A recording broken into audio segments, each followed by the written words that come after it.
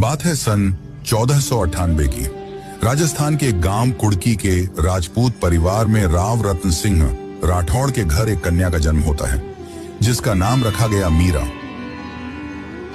उनके दादा थे राव दूदा जी, जो उस समय के बहादुर और शक्तिशाली वीर राजपूत योद्धाओं में से एक थे, और उनके चौथे पुत्र थे मीरा के पिता राव रतन सिंह राठौड़। एक दिन की बात है जब मीरा के गांव से बारात गुजर रही थी। उसे देखकर मीरा ने मासूमियत से अपनी मां से पूछा कि मां, ये क्या है और यह लड़का कौन है? तब उसकी मां ने बताया कि यह बारात है और वह कुंवर लड़का दूल्हा है जो अपनी दुल्हन के पास शादी करने जा रहा है। यह सुनकर मीरा ने प्रश्न किया कि क्या मां सबकी शादी होती है?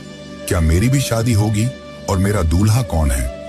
मां ने इसे केवल बच्ची का प्रश्न समझकर उससे कहा कि जो वह गिरधर गोपाल की मूर्ति रखी है ना, वही तेरा पति है।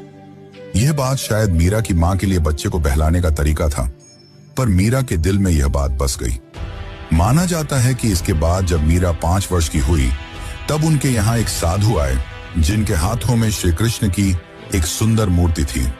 मीरा ने जब यह देखा तो वह उस मूर्ति को पाने की जिद करने लगी, जिस पर उस साधु ने तब तो मना कर दिया, क्योंकि यह मूर्ति उन्हें उनके गुरु ने दी थी। लेकिन उसके दूसरे दिन वह मीरा को मूर्ति देने वापस आए और कहा कि उनके सपने में स्वयं गिरधर गोपाल आए थे और उन्होंने ही यह मूर्ति मीरा को देने को कहा। यह बात सुनकर सब चकित रह गए, पर अब यह मूर्ति मीरा के पास थी। अब मीरा बड़ी हो रही थी और उन्हें उस श्री कृष्ण की मूर्ति में अपने पति दिखाई देने लगे थे। उन्होंने मन ही मन श्री कृष्ण को अपना पति मान लिया था। वह हर दिन गिरधर गोपाल की मूर्ति का श्रृंगार करती, उनके लिए तरह तरह के भोग बनाती और दिन भर उनकी सेवा करती।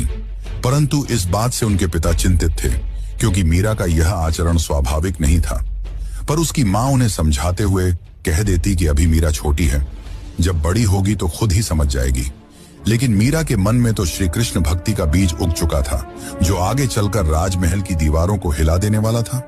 मीरा की इस कृष्ण भक्ति ने मीरा को तो अमर बना दिया।